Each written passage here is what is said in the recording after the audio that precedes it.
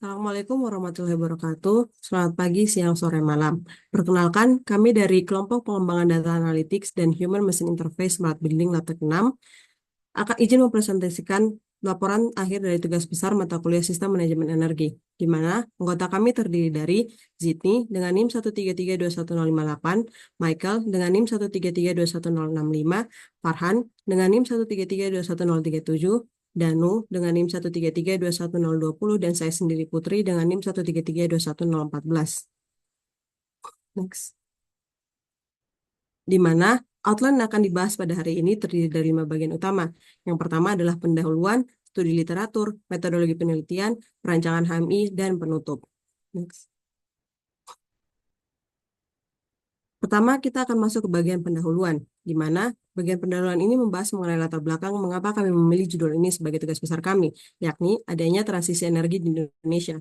Menurut International Renewable Energy Agency atau IRENA, kebutuhan energi tinggi sangat dipenuhi oleh sumber tidak terbarukan yang akan meningkatkan emisi gas rumah kaca, sehingga IRENA memproyeksikan dua skenario energi pada tahun 2050. Yang pertama, Plan Energi Skenario, memproyeksikan suhu naik sebesar 2,5 derajat Celcius dan penggunaan energi terbarukan sebesar 25%. Sementara, Transforming Energy Scenario atau TES memproyeksikan suhu akan naik sebesar 1,3 sampai dengan 1,5 derajat Celcius dan penggunaan energi terbarukan sebesar 66%. Sementara itu, di Indonesia sendiri masih sangat tergantung pada energi tidak terbarukan, dengan EBT yang hanya mencapai 8,55% pada tahun 2018. Oleh karena itu, pengolahan energi yang efisien menjadi sangat penting, karena manajemen energi yang baik dapat menghemat biaya hingga 20%. Next. Kemudian, latar belakang mengenai smart building di Labtek 6, di mana smart building Labtek 6 sendiri mulai dibangun pada tahun 1993 dan baru diresmikan pada tanggal 11 Maret 1995 dengan luas bangunan sebesar 8.700 meter persegi yang berjumlah 4 lantai. Dengan gedung ini telah terpasang SIALISA, yaitu Sistem Informasi Energi Listrik dan Air.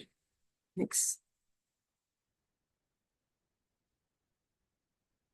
Dari latar belakang tersebut, kami menarik sebuah rumusan masalah, yakni sistem yang sudah terpasang di Labtek 6 saat ini, yaitu sensor suhu dan RH di rantai 2 dan CCTV, belum ada model digital dan perancangan yang terintegrasi HMI, SIALISA, untuk monitoring dan kontrol energi di Labtek 6 ITB, sehingga diperlukan perancangan model digital dan perlualupan lebih lanjut untuk sampai ke pembuatan HMI sebenarnya.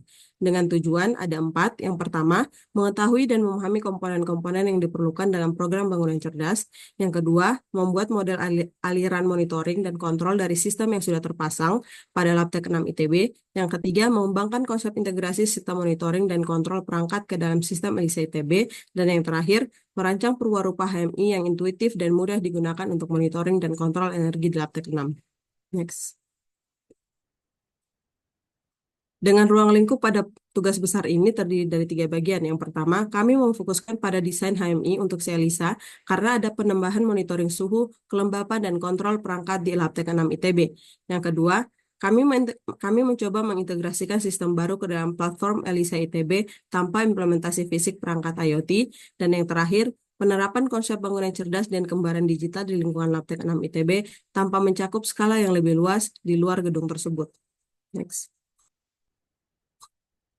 Selanjutnya kita akan masuk ke bagian studi literatur, di mana studi literatur yang pertama ini mengenai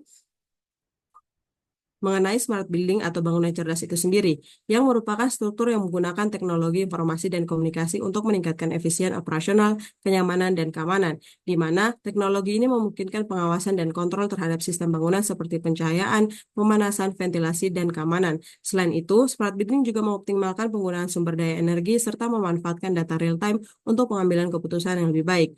Labtek 6 sendiri sedang dalam proses transformasi menjadi bangunan cerdas yang mengintegrasikan teknologi sensor dan sistem kontrol untuk memantau dan mengelola penggunaan energi secara efisien.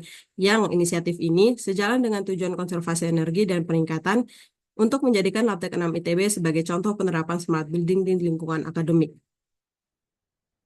Next. Selanjutnya adalah digital twin atau kembaran digital. Digital twin sendiri merepresentasikan virtual dari objek fisik atau sistem yang digunakan untuk mensimulasikan, memantau, dan mengoptimalkan kinerja, di mana HMI di sini berfungsi sebagai jembatan antara pengguna dan sistem digital twin yang dapat memvisualisasi data yang dihasilkan oleh digital twin, serta memungkinkan pengguna untuk memantau kondisi sistem secara real time dan melakukan interaksi atau kontrol terhadap sistem fisik.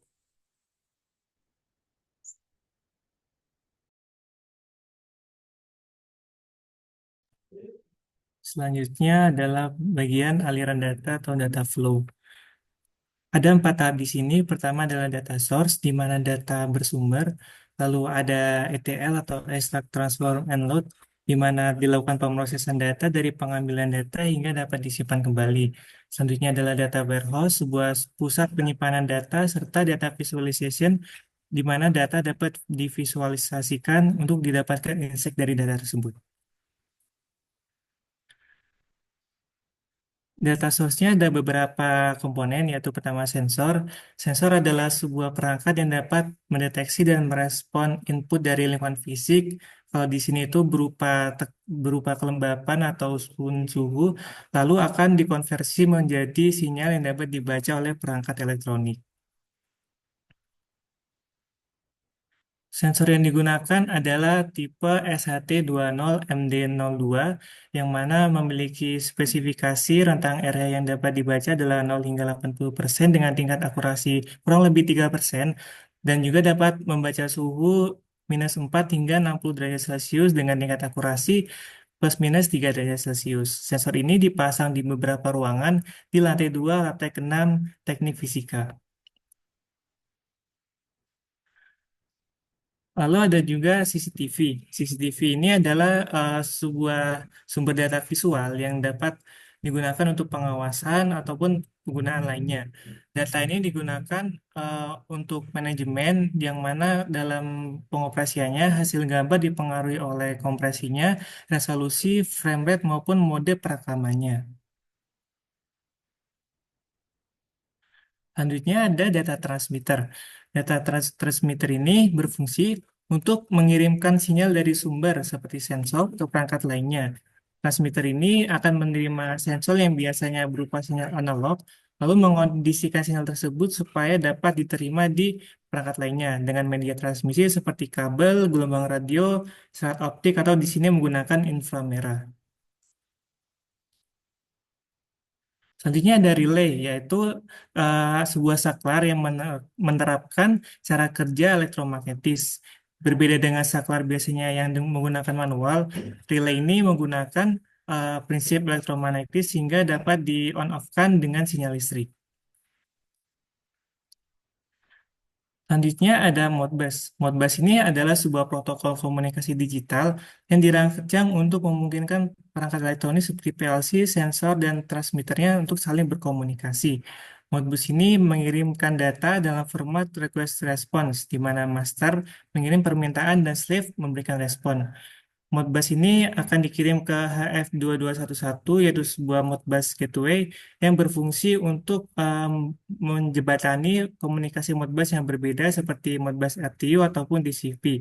Dengan adanya HF2211 ini, berbagai macam Modbus yang berbeda bisa berkomunikasi satu sama lain tanpa memerlukan pengaturan ulang fisik yang cukup rumit. Selanjutnya ada microcontroller, itu sebuah perangkat komputasi yang kecil yang saling terintegrasi. Yang di dalamnya sudah terdapat berbagai komponen komputer seperti CPU, memori, unit input-output, perangkat tambahan lainnya seperti timer, ADC, DAC, dan komunikasi serial. Lalu ada virtual machine, yaitu sebuah perangkat komputer yang secara virtual dapat mengoperasikan beberapa eh, operasi komputer yang berbeda secara bersamaan di dalam satu operasi host yang sama. Lalu ada bagian programmingnya yaitu Python dan juga C++. Python ini biasanya bahasa yang serbaguna yang sering digunakan dalam pengolahan data. Sedangkan C++ ini biasanya digunakan dalam pemrograman Arduino untuk digunakan pada microcontroller.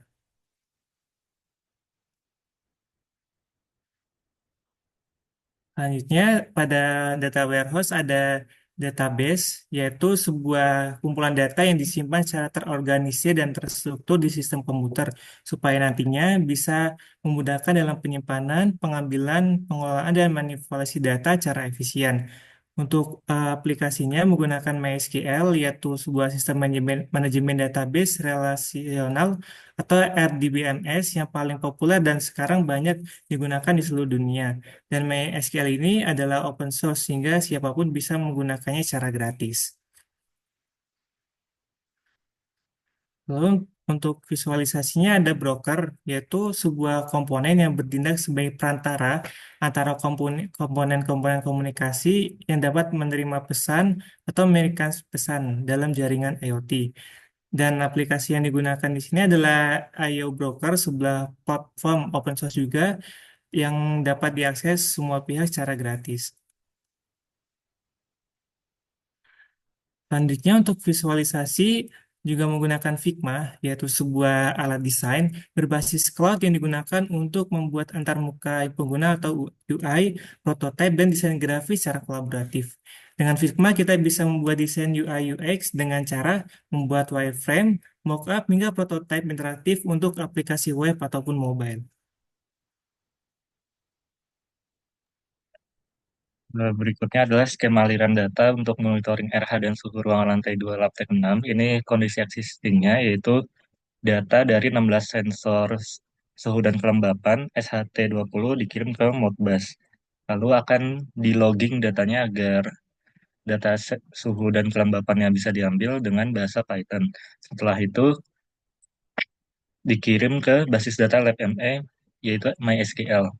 Dan karena ini kondisi existing, Kak Ajeng memvisualisasi datanya melalui I/O Broker. Selanjutnya, selanjutnya adalah aliran data untuk monitoring CCTV pada Laptop 6. Untuk perancangannya yaitu dari sumber data sensor kamera ya CCTV dikirim ke Modbus HF2211, lalu seperti biasa di logging dulu datanya agar data berupa gambarnya pada CCTV terambil melalui bahasa Python. Setelah itu dikirim datanya melalui basis data LabME di MySQL dan divirtualisasikan. Karena ini berupa perancangan, kami menggunakan Figma. Selanjutnya untuk kontrol lampu pada Labtech 6. Jadi sumber data berupa lampu di setiap ruangan Labtech 6 itu akan tersambung melalui relay modul. Dari relay modul akan tersambung ke komputer dan microcontroller agar ambil data on nyala atau matinya lampunya dengan bahasa pemrograman C++ karena menggunakan microcontroller. Setelah itu dikirim ke basis data LabME seperti biasa di MySQL. Dan setelah itu divisualisasikan. Karena ini berupa perancangan juga, kami menggunakan Figma. Selanjutnya kontrol AC pada Labtech 6. Ini sama juga berupa perancangan. Jadi sumber data berupa AC di setiap ruangan Labtech 6 itu akan tersambung melalui infrared transmitter. Nah, dari infrared transmitter akan sambung ke komputer dan microcontroller agar bisa di logging data AC-nya, kondisi AC-nya, yaitu melalui bahasa C++. Setelah itu akan dikirim datanya melalui basis data LabME yaitu MySQL, lalu lalu kita visualisasikan. Karena ini berupa perancangan juga, kami menggunakan Figma. Selanjutnya adalah manajemen energi ISO 50001 adalah standar internasional untuk sistem manajemen energi. Tujuannya adalah membantu organisasi untuk mengelola energi secara efisien, mengurangi dampak lingkungan, dan meningkatkan kinerja energi secara berkelanjutan. Selanjutnya adalah mengapa ISO 50001 itu penting, karena dengan ISO 50001 diharapkannya adalah efisiensi energi yang meningkat, pengurangan emisi gas rumah kaca, pematuhan regulasi dan persyaratan hukum, peningkatan reputasi dan daya saing, serta pengelolaan resiko. Untuk manfaatnya dari ISO 50001 ini adalah pengurangan biaya energi, peningkatan efisiensi operasional, pemenuhan persyaratan hukum dan regulasi, peningkatan reputasi dan kepercayaan, pengurangan emisi gas rumah kaca, serta peningkatan kesadaran dan keterlibatan karyawan. Berikutnya adalah manajemen energi terkait siklus PDCA. Yang pertama adalah tahap plan, yaitu menetapkan target yang ingin dicapai. Yang kedua adalah do, merupakan pelaksanaan dari rencana yang telah dibuat. Yang ketiga adalah cek. Tahap ini terdiri dari kegiatan pemeriksaan dan peninjauan ulang aktivitas yang sudah dilakukan sebelumnya. Yang keempat, action. Tahap ini merupakan pengambilan tindakan yang diperlukan sesuai dan terhadap hasil yang didapatkan. Terbagi menjadi dua, yaitu tindakan perbaikan dan tindakan standarisasi. Untuk di Indonesia sendiri, manajemen energi diatur dalam PP nomor 70 tahun 2009, yaitu terkait konservasi energi, mengatur salah satunya tentang tanggung jawab pengusaha dalam pelaksanaan energi yang mencakup seluruh tahapan pengelolaan energi. Itu terdapat pada pasal 7 ayat 1, pasal 11 ayat 1, pasal 12 ayat 2, dan pasal 22 terkait program disintensif. Berikutnya adalah terkait kenyamanan thermal. Untuk standar yang internasional yang berlaku adalah ISO 7730. Kenyamanan thermal dalam ruangan merupakan kondisi ruangan yang mana dapat membuat penghuni merasa nyaman baik itu secara psikologi, fisiologis, dan pola perilaku seseorang dalam menjalankan aktivitas dengan suhu tertentu. Dan ini diatur dalam ISO 7730. Variabel yang ada adalah suhu udara, relative humidity, MET atau aktivitas yang dilakukan, clothing, insulasi pakaian yang dipakai, dan main radian temperatur. Berikutnya adalah PMV, Predictive Main Vote, adalah prediksi rata-rata pendapat seseorang terhadap kondisi thermal. Jika PMV lebih dari 0, menandakan akan ada sebagian orang yang merasa kepanasan. Jika kurang dari 0, menandakan akan ada sebagian orang yang merasakan kedinginan. Nilai PMV dapat digunakan untuk mencari PPD, Predicted Percentage of Dissatisfied, merupakan prediksi seberapa banyak persentase orang-orang yang tidak nyaman secara thermal di dalam ruangan. Semakin sedikit nilai PPD menunjukkan bahwa sebagian besar orang sudah cukup nyaman dengan kondisi thermal ruangan. PMV yang baik berkisar min 0,5 sampai 0,5. PPD yang baik berada kurang dari sama dengan 10%. Berikutnya adalah metodologi penelitian. Pada perancangan tugas besar kali ini, berikut adalah flowchart untuk pengerjaannya. Pertama, dari mulai, lalu identifikasi kebutuhan, yaitu analisis sistem existing dan identifikasi kebutuhan tambahan, monitoring RH, suhu, CCTV, kontrol AC, dan lampu. Berikutnya, perancangan konseptual buat sketsa kasar atau desain HMI di software desain Figma, dan tentunya perancangan IoT tambahan. Selanjutnya adalah pengumpulan data, kumpulkan data dari sistem yang ada dan sensor baru jika ada. Dan tentukan format data yang akan digunakan. Berikutnya, pengembangan prototipe, buat prototipe HMI berdasarkan desain yang diintegrasikan fitur, monitoring, dan kontrol. Lalu kami juga melakukan evaluasi dan validasi uji, untuk mencoba prototipenya dan mengumpulkan feedback dan perbaikan, yaitu melalui survei dosen dan mahasiswa, yang akan kami bahas juga nantinya. Setelah itu, dokumentasi dan laporan akhir, dan selesai. Berikutnya adalah survei perancangan HMI, dilanjutkan oleh Michael. Kelompok kami melakukan survei menggunakan Google Form. Dari jawaban responden, terdapat 8 responden dari mahasiswa dan 1 responden dari dosen, tetapi belum terdapat responden dari operator atau teknisi. Dari 9 responden, 8 responden sudah melihat perancangan HMI dari tugas besar kami, sementara 1 responden belum melihat perancangan HMI. Kemudian responden dari dosen berpendapat bahwa desain HMI website itu penting sebagai bagian dari sistem informasi secara keseluruhan. Dan pada pernyataan mengenai pentingnya panduan dalam website, responden menjawab bahwa panduan diperlukan saat pertama kali menggunakan website. Next. Dari gambar di atas, responden dari dosen berpendapat bahwa tampilan dari website Elisa sudah cukup nyaman. Kemudian, kesulitan yang dialami dari responden dalam website adalah tidak adanya daftar ruangan dan kepemilikan ruangan tiap fakultasnya, sehingga terkadang sulit mencari ruangan yang gedungnya dimiliki 2 fakultas atau lebih. Lalu untuk saran, responden memberikan saran untuk mempersingkat waktu loading data sehingga pengalaman UI menjadi lebih baik. Dan Preferensi responden terhadap tema UI adalah tema yang lebih gelap. Next. Pada UI atau UX dari HMI yang sudah kami rancang, responden memberikan pendapat bahwa UI sudah cukup baik. Kemudian dari 8 responden mahasiswa didapatkan hasil dari 8 responden, 4 orang tidak pernah menggunakan website Elisa, 1 orang jarang menggunakan website Elisa, dan 1 orang kadang-kadang menggunakan website Elisa, sementara 4 orang lainnya sering menggunakan website Elisa. Lalu pada pertanyaan mengenai seberapa pentingnya tampilan dari website Smart Building, sebanyak 2 orang menjawab cukup penting, sementara 3 orang responden menjawab penting dan 3 lainnya menjawab sangat penting. Pada pertanyaan dari 8 responden, didapatkan sebanyak 3 orang tidak membutuhkan panduan dalam menggunakan website Elisa, sementara itu 5 orang pengguna menginginkan adanya panduan saat menggunakan website Elisa.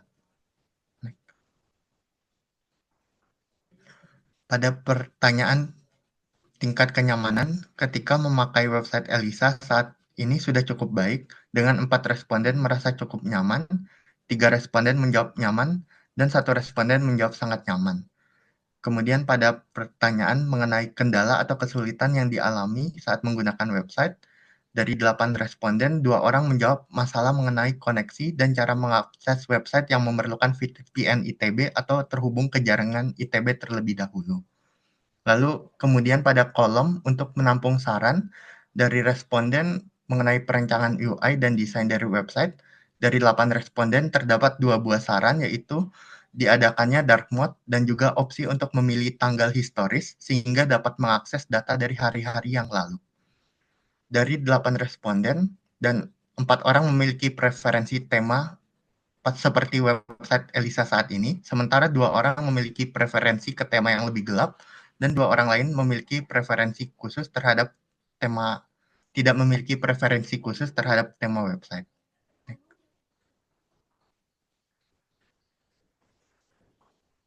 Dari 8 responden didapatkan respon mengenai desain HMI dan tugas besar sebagai berikut. 1 orang cukup senang dengan desain HMI, 3 orang merespon dengan positif, dan 4 orang merespon HMI dengan sangat positif.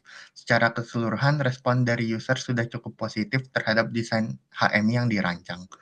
Dari 8 responden, beberapa saran dan kritik yang kami ambil adalah menyediakan pilihan untuk mengganti jenis font pada website dan membatasi penggunaan bold pada judul dan subjudul saja sebagai pembeda dengan isi websitenya.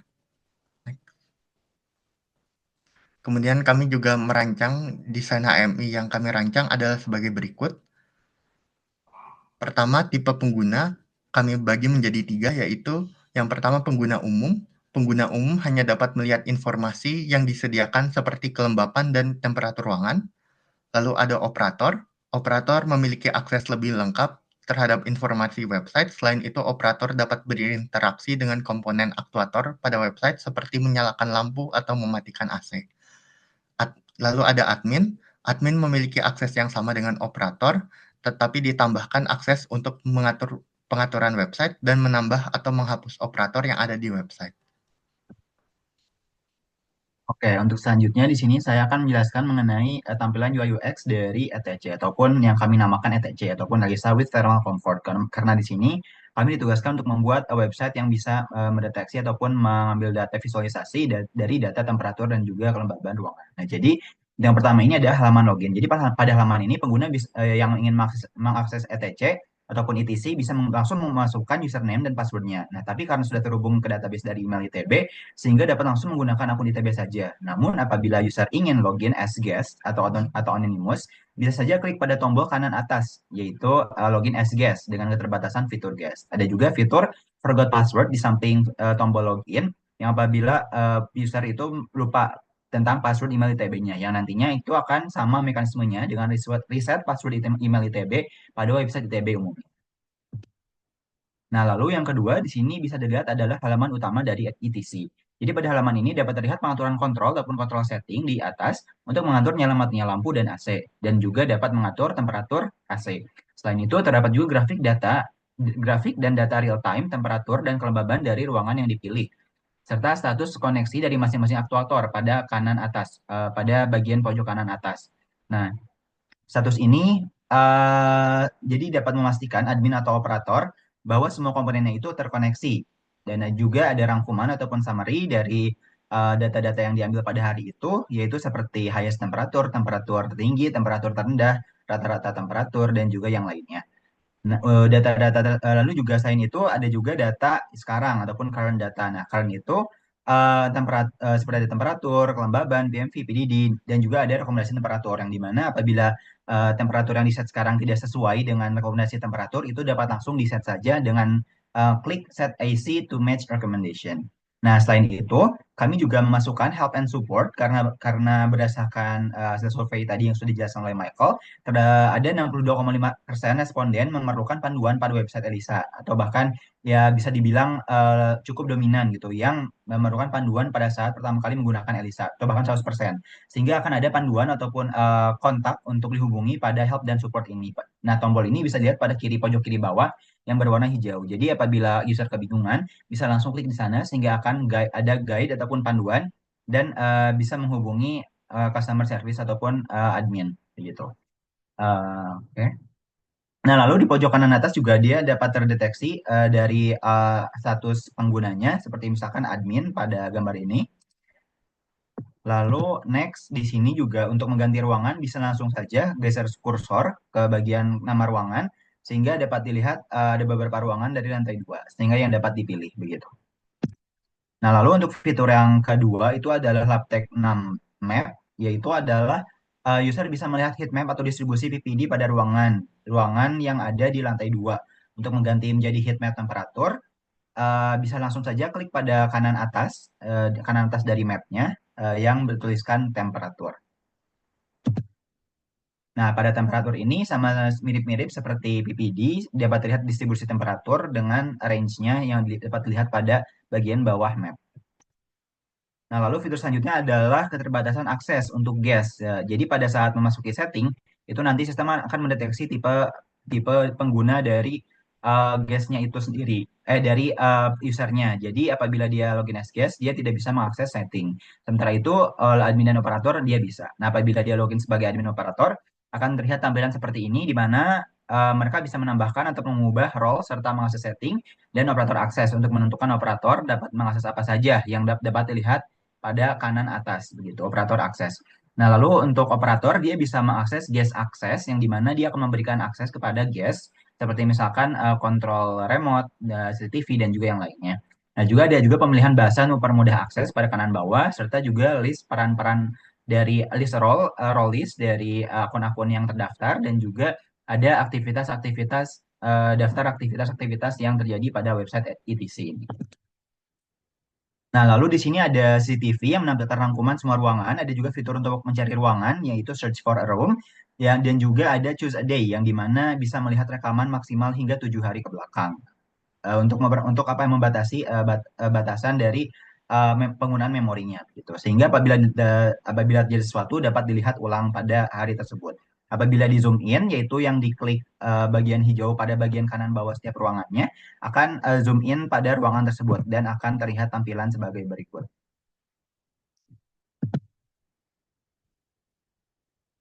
Oke, nah di sini kita bisa melihat tampilan zoom in dari sebuah ruangan dan juga bisa melihat timestamp-nya. Timestamp-nya itu bisa digeser sehingga bisa menentukan di menit keberapa dia akan melihat videonya begitu rekamannya. Dan juga di sini ada fitur choose a day yaitu di mana memilih hari dan di sini terlihat juga timestamp yang sedang dimundurkan. Dan waktunya juga dia sedang mundur gitu. Nah, di sini bisa memilih antara hari Senin, Selasa, Rabu, Kamis hingga hari Minggu. Nah, lalu di sini ada rekomendasi TV, di mana tadi kan sudah dibahas mengenai PMV dan PPD. Nah, di mana untuk PMV PPD ini kami merekomendasikan untuk memiliki CCTV yang bisa mendeteksi langsung begitu beban thermal dari seseorang. Karena berdasarkan literatur sudah ada beberapa juga yang sudah ada yang dapat mendeteksi hal tersebut ataupun mendeteksi beban kalor di dalam ruangan. Oke, untuk kesimpulan dan saran akan dijelaskan oleh Michael. Kemudian untuk kesimpulan, pembuatan rancangan HMI dilakukan untuk memenuhi kebutuhan user. Dalam proses perancangannya dilakukan pengumpulan informasi melalui kuesioner dan sesi tanya jawab untuk mendapatkan arahan desain HMI serta daftar data yang perlu ditampilkan kepada pengguna. Lalu data mentah yang didapatkan seperti relative humidity dan temperatur udara belum dapat langsung digunakan untuk mengukur kenyamanan thermal. Oleh karena itu, data perlu diolah menjadi PMV dan PPD agar pengguna dapat membandingkan kenyamanan thermal pada setiap ruangan di LabTech lantai 2 yang telah dipasangi sensor. Dengan desain HMI yang didasarkan dengan hasil kuesioner serta data yang telah diolah, pengalaman pengguna akan semakin baik dan hal ini diharapkan dapat memberikan pengalaman UI yang positif bagi setiap pengguna yang menggunakan website ELISA.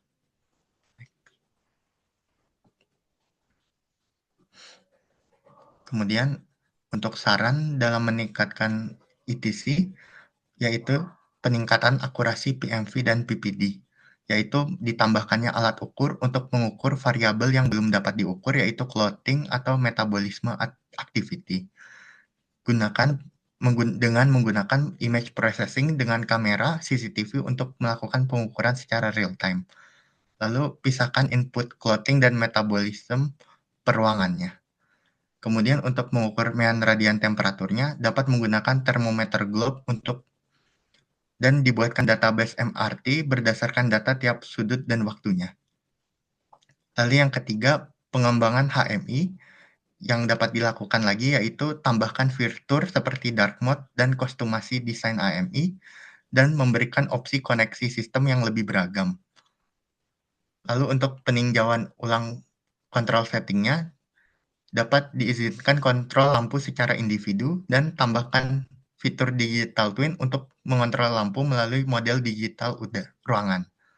Lalu peningkatan teknologi CCTV, yaitu optimasi deteksi parameter PMV dan PPD, dan sediakan fitur pengunduhan rekaman CCTV. Yang terakhir adalah koreksi faktor iklim tropis, yaitu terapkan faktor koreksi lambda pada perhitungan PMV untuk menyesuaikan dengan iklim tropis. Demikian presentasi dari kelompok kami. Terima kasih.